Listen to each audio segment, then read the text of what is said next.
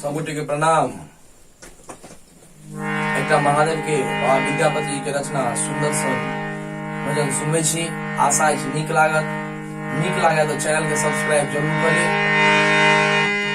हे जोगिया हमरे जगत सुखदायक, दुख ककरो नहीं दे, दुख ककरो नहीं देते महादेव, दुख ककरो नहीं देते गे माई जोगिया हमरे जगत सुखदायक, दुख ककरो नहीं देते गे माई जोगिया हमरे जगत सुखदायक, दुख ककरो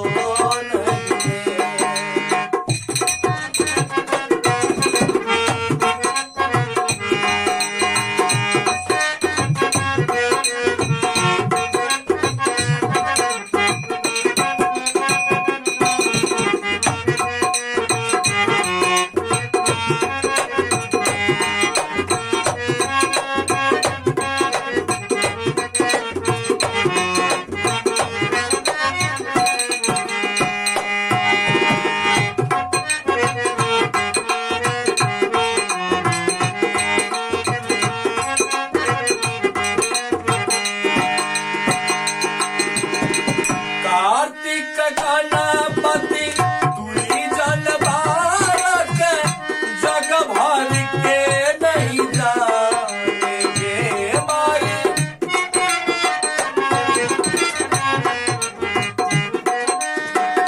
कार्तिक गणपति तुरी जन बालक, जग भर के नहीं जानेंगे माई।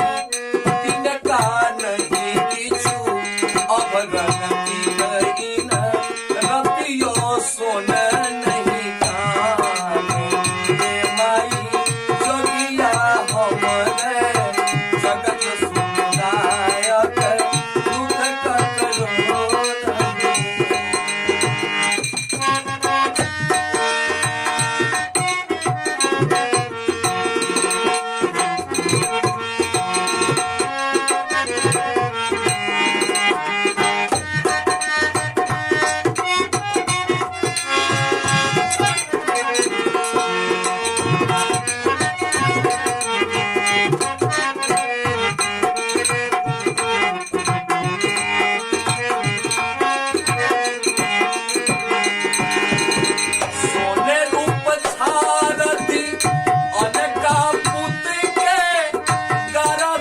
money